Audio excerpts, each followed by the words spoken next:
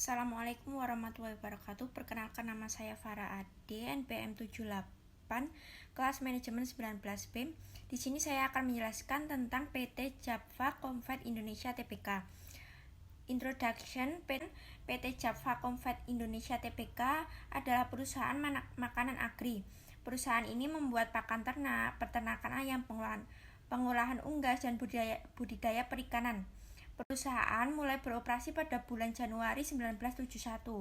PT Japfa Comfort Indonesia sendiri mengekspor berbagai produk ke Amerika Serikat, Jepang, Taiwan, Singapura, Filipina, Myanmar, Vietnam, Timur Leste, dan Malaysia. PT Japfa juga melakukan impor sapi dari Malaysia dan Timur Tengah. Standar kelayakan ekspor telah memenuhi seperti sertifikat kompartemen bebas avian influenza, sertifikat nomor kontrol veteriner, dan sertifikat produk halal. Yang kedua, visi dan misi PT Japfa sendiri. Visinya berkembang menuju kesejahteraan bersama. Yang misi pertama terkemuka, kedua terpercaya, yang ketiga terjangkau, yang keempat produk pangan berprotein, kelima kerjasama, keenam pengalaman teruji. Model bisnisnya ada tiga. Yang pertama upstream atau hulu, yang kedua mainstream atau industri tengah, yang ketiga ada downstream atau hilir.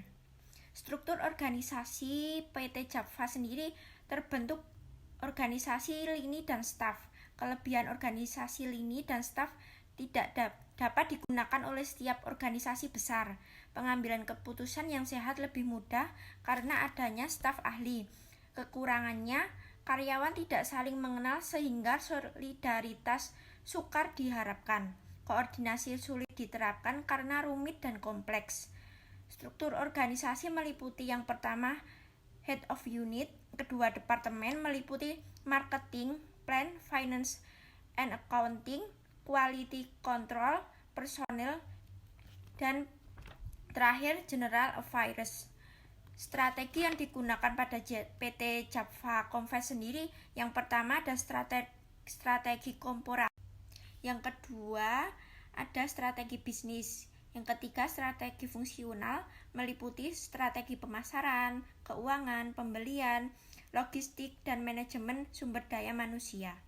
Yang selanjutnya ada faktor internal. Pertama, kekuatan. Perusahaan sudah lama didirikan dan memiliki reputasi yang baik di semua kalangan. Yang kedua, perusahaan mengikuti perkembangan teknologi untuk mendukung transisi perusahaan dalam mencapai keberlanjutan. Yang kelemahan, adanya muncul persaingan dengan lower price, inovasi baru yang dilakukan pesaing. Yang kedua, perusahaan menanggung beban yang tinggi akibat pembiayaan. Untuk membatasi populasi day-old chicks agar tidak oversupply. Yang kedua, ada ancaman persaingan harga antara perusahaan pesaing sangat ketat. Yang kedua, penyebaran virus terhadap unggas dan perubahan iklim dapat menurunkan produktivitas.